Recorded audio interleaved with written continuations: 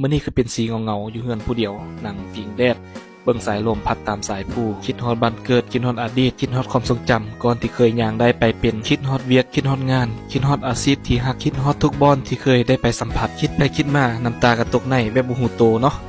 ซอกแนวเฮ็ดก่อนเพื่อฆ่าเวลาแล้วก็ผ่อนคลายแนวคิดแนวหัวซักเครื่องดีที่สุดมื้อนี้ประจวบกับแดดออกเนาะเมื่อวานนี่ก็บดเบิดมื้อเช้านี่ก็บดคิดว่าสิบ่แดดตกเที่ยงมาพัดแดดดีดักเนาะบ่มีดีแต่นึ่งข้าวเด้อซักเครื่องซักของก็เก่งเด้อ เครื่องจักรอัตโนมือเนาะอากาศก็หนาวน้ำก็เย็นป่านน้ำก้อนหูเด้อว่ามีคนบ่อาบน้ำนั่นพากันอาบน้ำเด้อ หยอกเนาะในแต่ละเขตแต่ละบอนที่ FC อยู่มื้อนี้เจ้าองศาเจ้าอยู่อุดมไซเมืองไซนี่หน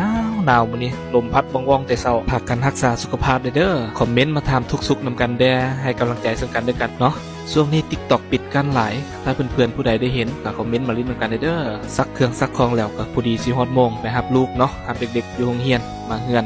กินข้าวกินน้ำแล้วก็ไปส่งโรงเรียนอีกช่วงที่แม่เพิ่นบ่อยู่ทุกสิ่งทุกอย่างเนาะต้องได้เฮ็ดเองเป็นทั้งพ่อเป็นทั้งแม่ลูกนึ่งข้าวเป่าไฟแต่งอยู่แต่งกินเอาเด็กๆไปโรงเรียนก็ไปรับไปส่งซักเครื่องซักของถ้ามีลูกค้าสั่งเครื่องก็จะไปฝากเครื่องให้ลูกค้าก็แทบบ่มีเวลาเลยพักเลยเนาะเมื่อยเนาะเมื่อยอยู่แต่ก็เป็นการเมื่อยที่มีแห้งที่ได้เฮ็ดทุกสิ่งทุกอย่างเนาะเพื่อครอบเพื่อครัวเพื่อคนที่เฮารักช่วยกันแบ่งเบาภาระและจับมือกันสู้ในยามที่สุขแล้วก็ทุกข์ฝากถึงเพื่อนๆที่กำลังท้อกำลังถอยเจอปัญหาถาโถมมาลุมมาตุ้มในชีวิตให้ลุกขึ้นสู้อย่างน้อยๆเจ้าบ่มีหยังเจ้าก็ยังมีร่างกายที่ครบถ้วนสมบูรณ์มีโอกาสหลายกว่าใครซ้ำจงสู้และมีสติในการแก้ไขปัญหา